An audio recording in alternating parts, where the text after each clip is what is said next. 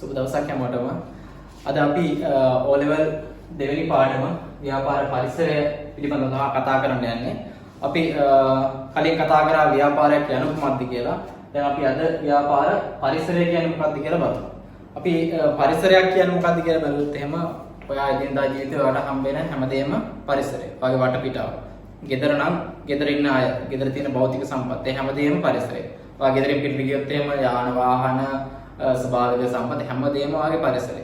ඉතින් අපි බලන්න ඕන ව්‍යාපාරයක් අරමුණු කරගෙන මොනවද මේ ව්‍යාපාර පරිසරයට අයිති වෙන්නේ කියලා. ඇත්තටම ව්‍යාපාරයකට අදාළ පරිසරය කියන්නේ ව්‍යාපාරයක් එදිනෙදා කටයුතු කරගෙන යෑමේදී ඔවුන්ට මුණ පාන සිදුවන නැත්නම් ඔවුන්ට බලපෑම් කරන විවිධ සාධක. නැත්නම් විවිධ පුජ්‍යලේ. නැත්නම් විවිධ සංසිද්ධීන් විදිහට අපිට හඳුන්වන්න පුළුවන්. එතකොට ඔයාලා ව්‍යාපාර පරිසරයක් යනු කුමක්ද කියලා නිර්වචනය දෙන්න උනොත් එහෙම ඔයාලට මෙන්න මේ කියන කරුණු තුන අනුව කියන්න පුළුවන්. ව්‍යාපාරයක් කරගෙන යන අවස්ථාවේදී නැත්නම් ව්‍යාපාරයකට එදිනදා කටයුතු වලදී මුණ පාන්න සිදු වෙන නැත්නම් බලපෑම් එල්ල වෙන විවිධ සාධක, විවිධ පුජ්‍යලයන් සහ විවිධ සංසිද්ධීන් ව්‍යාපාර පරිසරයේ විදිහට නිර්වචනය කරන්න පුළුවන්. ඒතර ඔයාලට ඒක මතක තියාගත්තොත් ඒක තමයි අතන ව්‍යාපාර පරිසරය කියන්නේ. එතකොට O level වලට ප්‍රධාන වශයෙන් මේ ව්‍යාපාර පරිසරය කොටස් දෙකකට ගන්නවා. එකක් අභ්‍යන්තර පරිසරය කියලා, අනිත් එක බාහිර පරිසරය කියලා. තව ටිකක් A level අහගෙන ඉගෙන ගත්තී බාහිර පරිසරය තවත් කොටස් කීපයකට ගන්නවා. අපි දැනට බලමු මොනවද මේ O level වලට අභ්‍යන්තර හා බාහිර පරිසරය කියන්නේ කියලා. එතකොට මේ අභ්‍යන්තර පරිසරය හරිම ලේසි. ඒ අභ්‍යන්තර පරිසරය කියන්නේ ව්‍යාපාරයක් ගත්තොත් එහෙම ඒ ව්‍යාපාරයේ ඇතුළත ඉන්න පුජ්‍යලයන් සහ ඇතුළත තියෙන සම්පත්. ව්‍යාපාර ඒ සීමාව තුළ අපි හිතමු බිල්ඩින් එකක් කියලා. ඒ බිල්ඩින් එක ගත්තොත් එහෙම ඒ බිල්ඩින් එක ඇතුළත ඒ පරිසරය තමයි අභ්‍යන්තර පරිසරය වෙන්නේ. ඒතකොට ඒක ඇතුළේ ඉන්නවා ව්‍යාපාරයේ අයිතිකරු ඉන්නවා. ව්යාපාරයේ සේවකයෝ ඉන්නවා. කළමනාකරුවෝ. ඒ වගේම ආයතනයේ භෞතික සම්පත් වෙනවා. ඒතකොට මේ වගේ හතරක් අපිට දාන්න දෙන්න පුළුවන් අභ්‍යන්තර පරිසරය. ඔයා ව්‍යාපාරයක් ඇතුළට ගියොත් එහෙම ඔයාලට මොනවද දකින්න තියෙන්නේ? ඒක තමයි ව්‍යාපාරයේ අභ්‍යන්තර පරිසරය. ඒතර අපි අභ්‍යන්තර පරිසරය කියලා නිර්වචනයක් දුන්නොත් එහෙම ව්‍යාපාරයක අභ්‍යන්තරයේ තුල දැකිය හැකි විවිධ පුජ්‍යලයන්, විවිධ සංසිද්ධීන් සහ විවිධ සාධක තමයි අභ්‍යන්තර පරිසරය කියන්නේ. බාහිර පරිසරය කියන්නේ ව්‍යාපාරයට බාහිරව, පරිබාහිරව පිටින් බලපෑම් කරන විවිධ සාධක, විවිධ පුජ්‍යලයන් සහ විවිධ සංසිද්ධීන්. ඒවා තමයි මම ප්‍රධාන වශයෙන් අපි ගන්නවා රජය හා නීති රීති. ව්‍යාපාර වලට බලපෑම් කරනවා. ආර්ථික පරිසරය, පොලි අනුපාතය, උද්දමනය අපි මේ දවස්වල කතා කරනවා උද්දමනය පිළිබඳ විශේෂයෙන්. ඊට අමතරව පොලි අනුපාතය, ඒ වගේ දේවල් ගැන කතා කරනවා. ඒවා තමයි ආර්ථික පරිසරයට එන්නේ. ඊළඟට සමාජ හා ගෝලීය පරිසරය. අපි දන්නවා දැන් මුළු ලෝකෙම ගත්තොත් එහෙනම් විශ්ව ගම්මානයක් කියලා අපි කතා කරනවා. ඒ වගේ සංකල්පයක් තමයි සමාජ හා ගෝලීය පරිසරය යටතේ කතා කරන්නේ. ඊළඟට තාක්ෂණික පරිසරය. දවසින් දවස තාක්ෂණය දියුණු වෙනවා. අපි ආලා දෙනවා හන්දට ගියා. දැන් අඟහරු වලට යනවා. ඊට පස්සේ සමහරලාට තාක්ෂණය දියුණු වෙනවා. ෆෝන් එක ගත්තොත් එහෙම වර්ෂන් එක වෙනස් වෙනවා. අලුත් ඒවා එනවා. කම්පියුටර් ගත්තත් එහෙම. ඒ විදිහට මේ තාක්ෂණික පරිසරය, මැෂිනරි උනත් එහෙමයි. අලුතෙන් එනවා. වාහන අලුතෙන් එනවා. එතකොට මේ නවෝත්පාදනය. ඒක තමයි මේ තාක්ෂණික පරිසරයට අපිට කතා කරන්නේ. එතකොට අපි ප්‍රධාන වශයෙන් මේ අභ්‍යන්තර පරිසරය පිළිබඳ එකින් එකට කතා කරන්න අවශ්‍ය නැහැ. ඒක සරලයි. ඒක වලට තියෙන මේ නිර්වචන ටික දැනගන්න සහ මේ කවුද කියන කට්ටිය විතරයි. අපි මේ හතර රජය, ආර්ථික පරිසරය, සමාජ හා ගෝලීය පරිසරය, තාක්ෂණික පරිසරය ගැන කතා කරනවා. අපිට මේක ඉංග්‍රීසි වලින් පොඩ්ඩක් මතක තියාගන්න ලේසි. අපි ඒකට කියනවා පෙස්ට් කියලා. Pest analysis. P කියන්නේ පොලිටිකල්. රජය පොලිටිකල්. ඊට පස්සේ E ඉකොනොමික්. E සමාජ හා ගෝලීය පරිසරය සෝෂල්. ඊළඟට තාක්ෂණික පරිසරය ටෙක්නොලොජි. එතකොට මේ පෙස්ට් කියලා මතක තියාගත්තා නම් ඔයාලට ඉංග්‍රීසි වචනේ පෙස්ට් කියලා P කියන්නේ පොලිටික්, E කියන්නේ ඉකොනොමික්, S කියන්නේ සෝෂල්, T කියන්නේ ටෙක්නොලොජි. එතකොට ඔයාලට මතක තියාගන්න පුළුවන් පෙස්ට් කියන වචනේ මොකක්ද මේ බාහිර පරිසරය කියන්නේ කියලා. අපි එහෙනම් මුලින්ම කතා කරමු මෙන්න මේ රජය හා නීති රීති ගැන.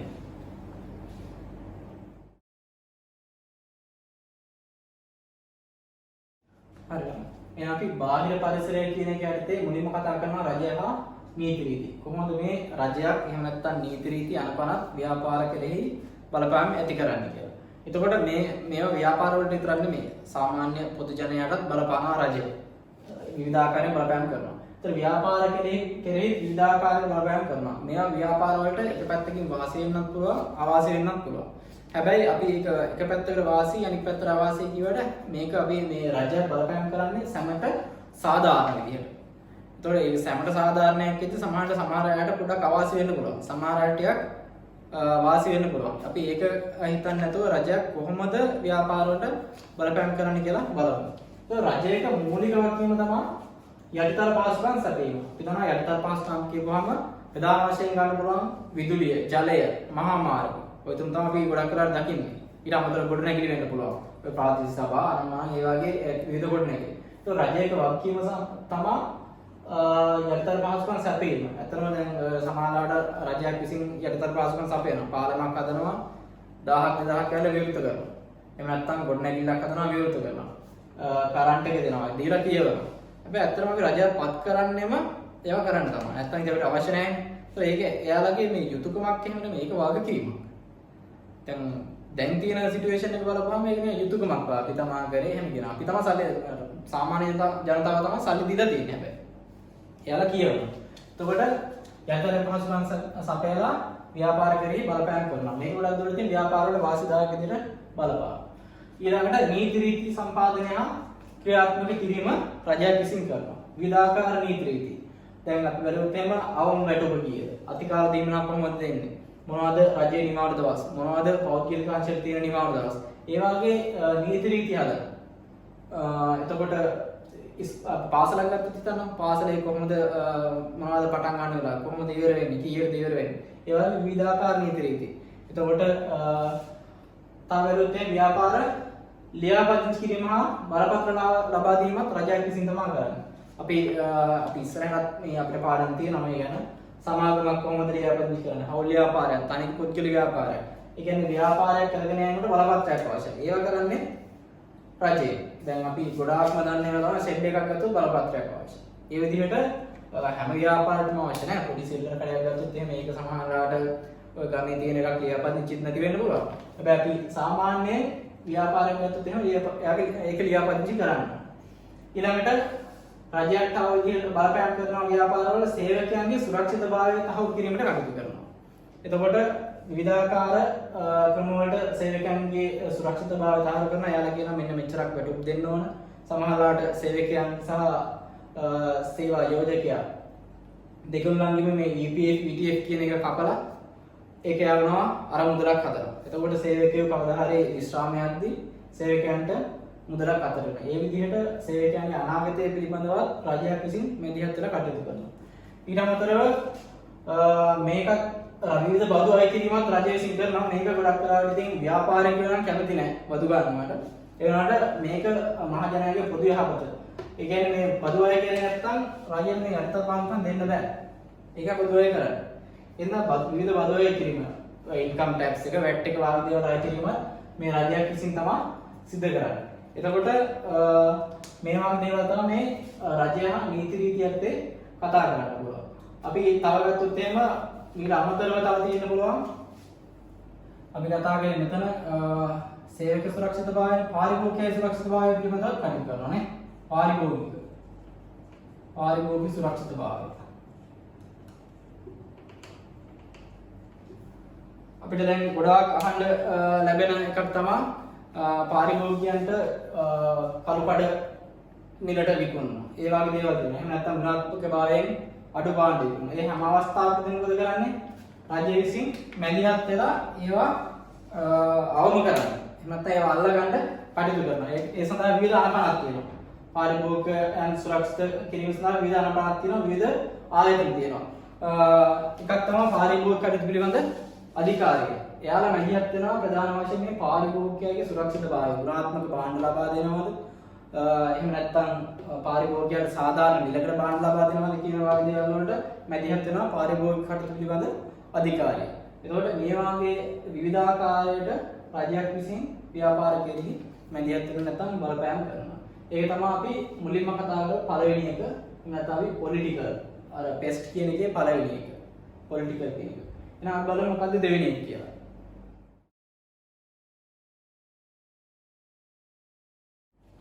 හරි ළමයි. එහෙනම් දෙවෙනිට කතා කරනවා මේ බාහිර පරිසරය යටතේ ආර්ථික පරිසරය. මේක අපි කියනවා ඉකොනොමික්. මේ ඊයපුර යටතේ එක ගන්න පුළුවන්. පෙස්ට් කියන එකේ දෙවෙනි එක.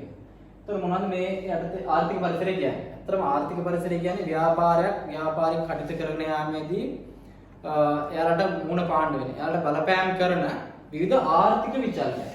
ආර්ථික විචල්යන්. මේ වචනේ මතක තියාගන්න ආර්ථික විචල්යන්. මොනවද මේ ආර්ථික විචල්යන්? ප්‍රධාන වශයෙන් මේවා උද්දමනය, පොලි අනුපාත, බදු ප්‍රතිශත, ඉතිරි කිරීම, ආයෝජන, විනිමය අනුපාත. ඒ වගේ දේවල් අපිට ගන්න පුළුවන් ආර්ථික විචල්යන්. ඔය ටීවී එකක් එහෙම බලුවත් ඔයාලට අහන්න පුළුවන් මෙන්න මේ උද්දමනය, පොලි අනුපාතය කියන්නේ මොනවද? ඒවා බදු ප්‍රතිශතයන් වෙනස් කරනවා නිතරම. ඒ වගේ දේවල් ටීවී එකෙත් කතා කරනවා. ඒතකොට ඒවා තමයි ආර්ථික විචල්යන් කියන්නේ. අපි බලමු මෙන්න මේ ආර්ථික විචල්යන් කොහොමද ව්‍යාපාර කරේ බලපෑම් ඇති කරන්නේ. මේ හැම එකක්ම ව්‍යාපාර වල වර්ධනයට හෝ ව්‍යාපාර කඩාවැටීමට හෝ බලපෑම් ඇති කරනවා. එතකොට මේ උද්දමනය කියන්නේ මොකක්ද? උද්දමනය කියන්නේ සාමාන්‍ය මිල මට්ටමේ වැඩි වීම කියලා තමයි අපිට සරලව කියන්න පුළුවන්. සාමාන්‍ය මිල මට්ටමේ වැඩි වීම. අපි උදාහරණයක් විදිහට ඔයා ගිය අවුරුද්දේ රුපියල් 100ට භාණ්ඩයක් ගත්තා. මේ අවුරුද්දේ ඒක බලද්දී 120යි කියලා හිතන්න. දැන් කීයකින් වැඩි වෙලාද? 20කින් වැඩි වෙලා. එහෙනම් මේක ඇත්තටම ප්‍රතිශතයක් විතරවල 120කින් වැඩි වෙලා තියෙනවා. එහෙනම් ගිය අවුරුද්දට වඩා මේ අවුරුද්දේ 120කින් මේ භාණ්ඩයක මිල වැඩි වෙලා තියෙනවා. ඔය දැන් මේ ව්‍යාපාරයක් පැත්තෙන් ගත්තොත් එහෙම ව්‍යාපාරයේ වල මේක බලපාන්නේ ව්‍යාපාරයේ නිෂ්පාදන ව්‍යාපාරයක් නැත්නම් මොනවාද නිෂ්පාදනයක් කරනවා. මේ නිෂ්පාදනයේ ගිය අවුරුද්දේ අමුද්‍රව්‍ය ගත්ත 100ට මේ අවුරුද්දේ 120ට ගන්නවා. එහෙනම් මේ නිෂ්පාදනයේ මිල මොකද වෙන්නේ? වැඩි වෙනවා. එයාගේ පිරිවැය මොකද වෙන්නේ? එයාගේ පිරිවැයත් වැඩි. පිරිවැය වැඩි හින්දා එයාට මිල වැඩි කරනවා. මිල වැඩි කරපු ගමන් අපි දන්නවා පරිභෝජනය කරන්න අඩු වෙනවා. මොකද වැඩි මිලක් දීලා ගන්න තරම් ආදායමක් නැති වෙන පුළුවන් මිනිස්සුන්ට. එතකොට ඒ වාගේ උද්දමනය විසින් ව්‍යාපාරවලට බලපෑම් ඇති කරනවා. ව්‍යාපාරයේ පිරිවැය වැඩි වෙනවා. සමහරට ආදායම් අඩු වෙනවා. ඒ වගේ දේවල් වෙන්න පුළුවන් මේ උද්දමනයේ හින්දා. ඊළඟට පොලි අනුපාතය. පොලි අනුපාතය කොහොමද ව්‍යාපාරයට බලපාන්නේ? මේ ගොඩක් ව්‍යාපාරිකයන්ට තියෙන ප්‍රශ්න තමයි එයාලට ව්‍යාපාරය පටන් ගැනීම නැත්නම් ව්‍යාපාරය පුරුදු කිරීමට අවශ්‍ය අරමුදල් නැහැ. නැත්නම් කැපිටල් එකක් නැහැ. ප්‍රාග්ධනයක් නැහැ. ඒතකොට එයාලා මොකද කරන්නේ? බැංකුවට ගිහිල්ලා ණයක් තමයි ගන්න යන්නේ. බැංකුවට යන ණයක් ගන්න. ආයෙත් ගිය අවුරුද්දේ පොලි අනුපාතය තිබ්බා 112යි. මේ අවුරුද්දේ 118. කියලා තමයි. ඒතකොට ව්‍යාපාරිකයෝ ඇත්තටම මේ අවුරුද්දේ ණයක් ගන්න ක්‍රමෙන්නේ නැහැ. මොකද ගිය අවුරුද්දේ 112 තිබ්බ පොලි අනුපාතය දැන් වැඩි වෙනවා. පොලි අනුපාතය වැඩි වෙන ගමන් වැඩිපුර පොලියක් ගෙවන්න ඕන ගන්න ණයට. ඒතකොට ව්‍යාපාරිකයාට 118ක් පොලි ගෙවන්න නම් අඩුම ව්‍යාපාරය තුලින් අඩුම 130ක් 40ක්වත් ආදායමක් ගන්න ඕන නේ. එහෙම වුණොත් තමයි 118ක් ගෙවන්න පුළුවන්. ඒ නිසා ගොඩක් වෙලාවට මේ පොලි අනුපාතය වැඩි වෙනවම මොකද වෙන්නේ? ව්යාපාරික ණය ගන්න නැහැ. ඒ කියන්නේ ව්යාපාර අධ්‍යයන බිහි වෙන එක අඩු වෙනවා. එහෙම නැත්නම් ව්යාපාර පුරුදු කරන එක අඩු වෙනවා. ඒක අනිත් පැත්තත් එහෙමයි. පොලි අනුපාතය අඩු වෙනවා කියලා හිතන්න. එතකොට ව්‍යාපාරය ගොඩක් ණය ගන්න. ව්‍යාපාර පුරුදු කර ගන්න පුළුවන්. ව්‍යාපාරිකයන්ට එයාගේ ආයෝජනයෙන් වැඩි ප්‍රමාණයක් ඉතුරු කර ගන්න පුළුවන්. දැන් එයාගේ 130යි නම් එයාගේ තියෙන ආදායම එයා 100ක් වියදම් කරොත් 30ක් එයාට ලාභයි. එයාට 12න් ගෙවන්නේ නේද? කලින් 18ක් ගෙවුවා. එහෙනම් ඒකත් එයාට වාසිය. ඒ වගේ විවිධාකාර බලපෑම් තියෙන පුළුවන් පොලි අනුපාතය නිසා. ඊළඟට බදු ප්‍රතිශතය. මේ බදු ප්‍රතිශතයත් රජයන් විසින් අවුරුද්දෙන් අවුරුද්දට සමහරට විශේෂ ගැසට් හරහා සමහර වෙනස් කරනවා. ඊට අමතරව හැම අවුරුද්දෙම බජට් එකෙන් බදු ප්‍රතිශතයන් වෙනස් කරනවා. සමහරට එක එක භාණ්ඩ වලට අදාළ විශේෂ බදු ගන්නවා. එතකොට මේ බදු ප්‍රතිශතය නිසා ව්‍යාපාර වලට බලපෑම් තියෙනවා. මොකද එයාලගේ ලාභය අඩු වෙනවා. ලාභය අඩු වෙනවා කියන්නේ සුද්ධ ලාභය. එයාලට මොනවා හරි ලාභයක් තිබ්බ කෙනෙක් හිතන්නකෝ 1000ක් මේ 1000ට රජයක් විසින් 120 බන්ධයක් ගියොත් රජයට ගෙවන්න ඕන රුපියල් 200ක්. එහෙනම් මෙයා ඉතුරු වෙන්නේ කීයද? 800. 800 තමයි ඉතුරු වෙන්නේ. එහෙනම් ලාභයෙන් ඉන්නේ මොකද වෙන්නේ? ව්‍යාපාරික බදු නිසා මොකද වෙන්නේ? ව්යාපාරිකයේ ලාභය සුද්ධ ලාභය අඩු වෙනවා. එයාගේ අතට එන මුදල අඩු වෙනවා. ඒ වගේ විවිධාකාර බලපෑම් ඇති වෙන්න පුළුවන්. ඊළඟ ඉතිරි කිරීම. මේ ඉතිරි කිරීම කොහොමද ව්‍යාපාරයට බලපාන්නේ? ව්‍යාපාරය එයාලටම ඉතුරු කරගන්න පුළුවන් නම් සල්ලි. එයාලා ව්‍යාපාරය විසින් උපයන මුදල් එයාලට ඉතුරු කරගන්න පුළුවන් නම් අනාගතයේදී එයාලට මොකද කරන්න පුළුවන්? ඒවා නැවත ආයෝජනය කරන්න පුළුවන්. මේ ආයෝජනයක් තියෙනවා. එතකොට මේ ඉතිරි කිරීම සහ ආයෝජනය කියන එක බද්ධ වෙලා තියෙනවා. ඒතර මේවායේ කාරණා ව්‍යාපාරයකට බලපාන. මේ ආයෝජනය යාලට කරන්න පුළුවන්, මේ ණය විදිහට කරන්න පුළුවන්, යාලා ඉතිරි කිරීම හරහා කරන්න පුළුවන්. ඊළඟට මේ දවස්වල නම් ප්‍රධාන වශයෙන් මේ තියෙන ආර්ථික අර්බුදයත් එක්කලා කතා කරන දේ තමයි විනිමය අනුපාතය. මේ විනිමය අනුපාතය කොහොමද ව්‍යාපාරයකට බලපෑම් ඇති කරන්නේ? මොකද අපේ රටේ ශ්‍රී ලංකාවේ ගොඩාක් කර්මාන්ත ආනයන මත රැඳිලා තියෙනවා. ඒ කියන්නේ අමුද්‍රව්‍ය ගෙන්නනවා. අමුද්‍රව්‍ය පිටරටින් ගෙන්නනවා. ඊළඟට සමහර ව්‍යාපාර මොකද කරන්නේ? නිමි ද්‍රව්‍ය විකුණනවා පිටරටවල් වලට නේ.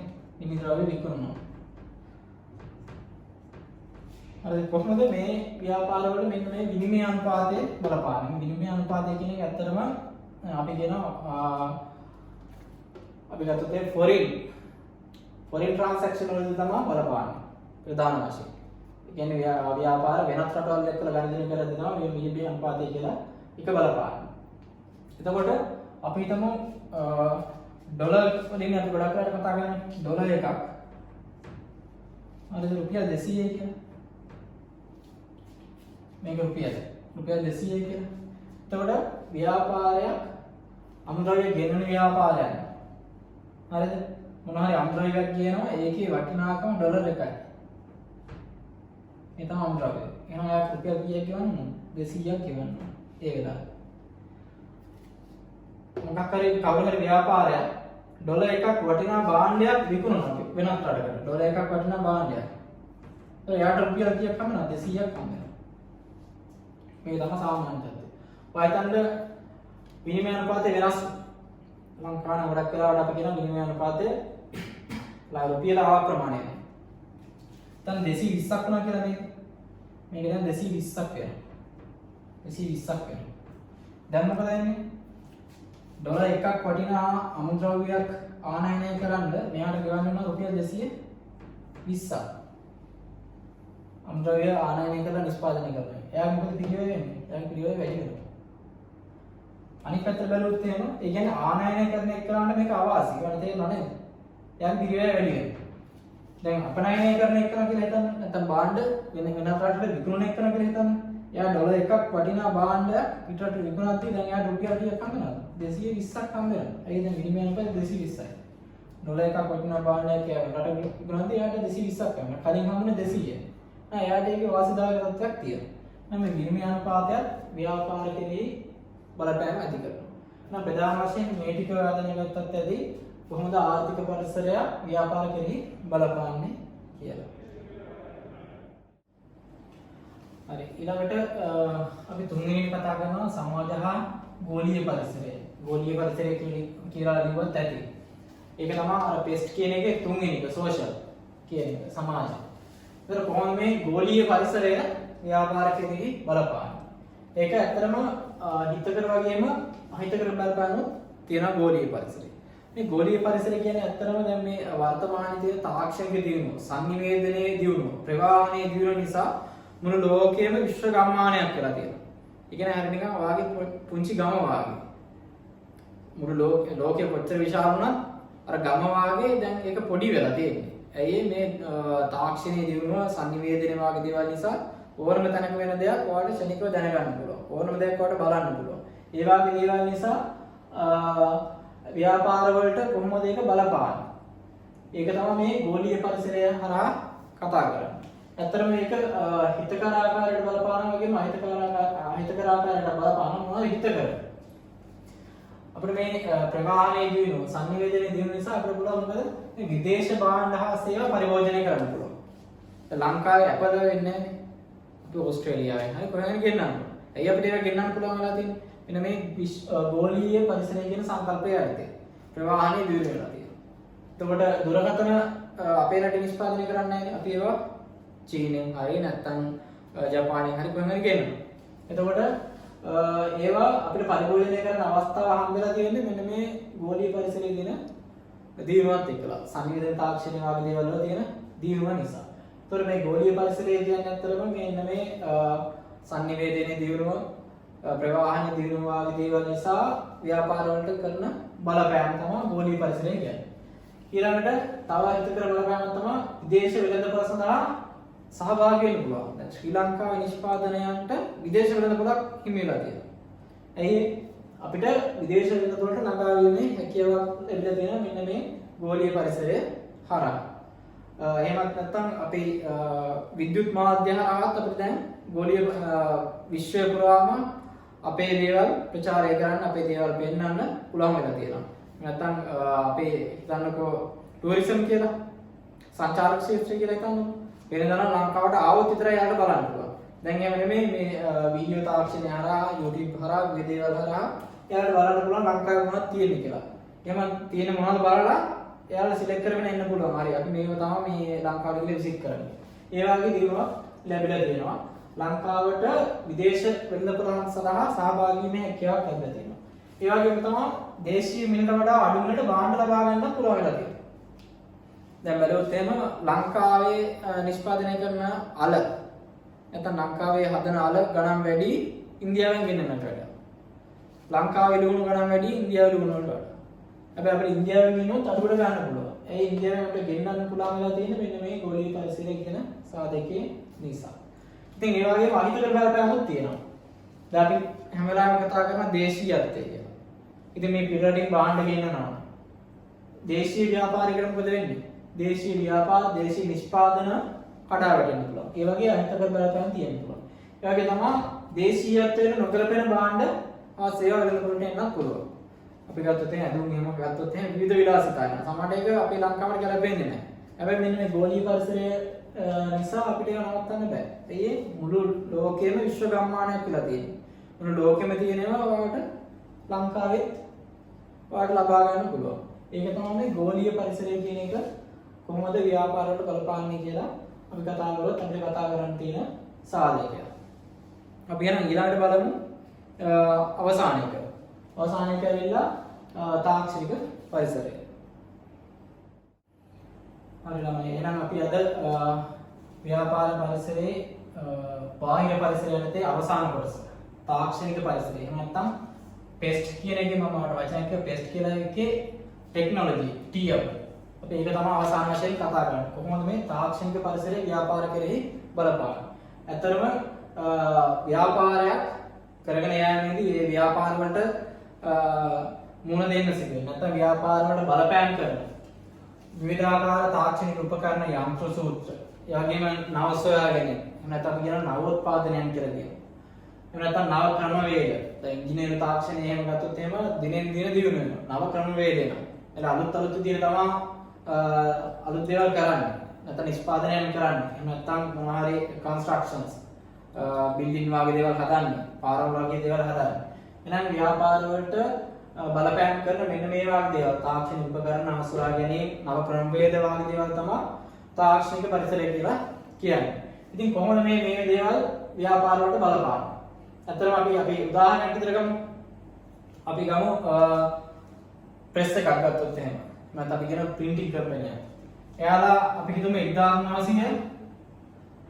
මැෂින් එකක් අරන් තියෙනවා. මේකේ තමයි යන්නේ කරගෙන යන්නේ තාම. අපි දැන් මේ කතා කරන්නේ 2022. හරිද? 2022. එහෙනම් මෙන්න මේ කම්පැනියට පුළුවන් වේද මේ 2022 තියෙන තාක්ෂණයත් එක්ක මේ නව ක්‍රමවේදත් එක්කලා අලුත් ව්‍යාපාරයක් එක්කලා තරගයකට එන්න. තරගයට මුහුණ දෙන්න පුළුවන් වේද? බෑ. මොකද මෙයාලගේ කාර්යක්ෂමතාවය අඩුයි. හරිද? මෙයාලට ගොඩක් කාලය යනවා. මෙයාලට පිරිවැය යනවා ගොඩක්. මොකද පරණ ක්‍රම තමයි එයාලා භාවිත කරන්නේ. එහෙනම් එයාලට මේ අලුත් ක්‍රමවේදයන්ට මොකද වෙන්නේ? මාරු වෙන්න වෙනවා. එයාලට මූව් වෙන්න වෙනවා. ඒ සඳහා එයාලට පිරිවැයකුත් යනවා. ඒතකොට ඉතින් මේ වගේ තාක්ෂණික උපකරණ යන්ත්‍ර සූත්‍ර වගේ දේවල් දිනු වෙන නිසා කොහොමද ඒක ව්‍යාපාරවලට බලපාලා තියෙන්නේ? අතන මෙන්න මේ අපිට පුළුවන් මේ විදිහට කැටගරයිස් කරන්න. ව්‍යාපාරවල කාර්යක්ෂමතාවය මොකද වෙලා තියෙන්නේ? වැඩි වෙලා තියෙනවා. භාණ්ඩ හා සේවල ගුණාත්මක භාවය මොකද වෙන්නේ? වැඩි වෙලා තියෙනවා. පිරිවැය සාපේක්ෂව අඩු වෙලා තියෙනවා. සමහර අවස්ථාවලදී වැඩි වෙන අවස්ථා තියෙනවා පුළුවන්. හැබැයි වැඩි වෙන එක ගුණාත්මක භාවය වැඩි වෙලා. කොහොමද පිරිවැය සාමාන්‍යයෙන් ගත්තොත් පිරිවැය අඩු වෙනවා. පාරිභෝගිකයන් මොකද වෙලා තියෙන්නේ? ආකර්ෂණය වැඩි වෙලා තියෙනවා. මොකද ඉස්සර ඔයාලා මතකයි 2000 විතර ගත්තොත් එහෙනම් ෆෝන් එකක් මේ වගේ ලොකු ෆෝන් එකක්. කොහොම එහෙම කැලකුත් තියෙනවා. දැන් ගත්තොත් එහෙම ස්මාර්ට්ෆෝන් තියෙන්නේ, පොඩි ෆෝන්ස් තියෙන්නේ. නැත්නම් ඒකේ ගොඩක් වැඩ කටයුතු තියෙනවා. ගොඩක් දේවල් කරගන්න පුළුවන්. පරණ ෆෝන් එකකට වඩා. ඒ වගේ පාරිභෝගික ආකර්ෂණය වැඩි වෙලා තියෙනවා මේ තාක්ෂණය නිසා. ඊට පස්සේ වෙළඳාම වැඩි වෙලා තියෙනවා. අපි ෆෝන් උදාහරණයක් ගත්තොත් එන්නේ ඉස්සර ගමටම තියෙන සමානට 1යි 2යි. පස්සේ ගෙදරට 1යි. දැන් මොකද මේ තාක්ෂණය ඒ වගේ පිරිවැය වීම නිසා එක්කෙනෙක් ගාව දෙකක් තුනක් තියෙනවානේ. එහෙනම් මේ වෙළඳාම මොකදලා තියෙන්නේ? වැඩි වෙලා තියෙනවා. ඒ වගේම කාලය ඉතිරි වෙලා තියෙනවා. දැන් ගත්තොත් එහෙම ඉස්සර ට්‍රේන් එකක් ගත්තොත් එහෙම පරණ ට්‍රේන් එකක් ගත්තොත් එහෙම උපරිම වේගය සමානට පැය කිලෝමීටර් 200යි කියලා හිතන්න. දැන් ගත්තොත් එහෙම දැන් අලුත් තාක්ෂණයකට විවිධ රටවල් වල තියෙනවා පැය කිලෝමීටර් 700 800 උනත් යන්න පුළුවන් නේ. ඒක මොකද කාලය ඉතිරි වෙනවා. එහෙම නැත්නම් අපි කම්පියුටර් එකක් ගත්තොත් එහෙම පරණ කම්පියුටර් එකක සමහරට ඕපන් වෙන්නත් විනාඩි 5ක් විතර යනවා. දැන් අලුත් එකක් ගත්තොත් එහෙම තප්පර 30 විතර ඕපන් වෙනවා. ඒතකොට කාලය මොකද වෙන්නේ? ඉතුරු වෙලා තියෙනවා මේ තාක්ෂණය නිසා. එහෙනම් මේ ව්‍යාපාර වලට මොකද වෙලා තියෙන්නේ? ව්‍යාපාර වැඩි දියුණු කර ගැනීමට තමයි ප්‍රධාන වශයෙන් මේ තාක්ෂණික පරිසරය බලපාලා තියෙන්නේ. ඒතකොට මේක තමයි අපිට ව්‍යාපාර පරිසරය බාහිර පරිසරයටද අවසාන වශයෙන් කතා කරන්න තියෙන්නේ. එහෙනම් අපි දෙවෙනි පාඩමත් අපි ඉවර කරා. ව්‍යාපාර පරිසරය කියන පාඩම. අපිට දැන් ඊළඟ තියෙන තුන්වෙනි පාඩම. ඒක ව්‍යාපාර සංවිධාන. මොනවද විවිධ ව්‍යාපාර වර්ග? තනි ව්‍යාපාර, සමාගම්, පෞල් ව්‍යාපාර වාගේ දේවල් අපි කතා කරනවා ඊළඟ පාඩමේ. එහෙනම් අපි ඊළඟ වීඩියෝ එකකින් හම්බෙමු මොනවද ව්‍යාපාර සංවිධාන කියන්නේ කියලා.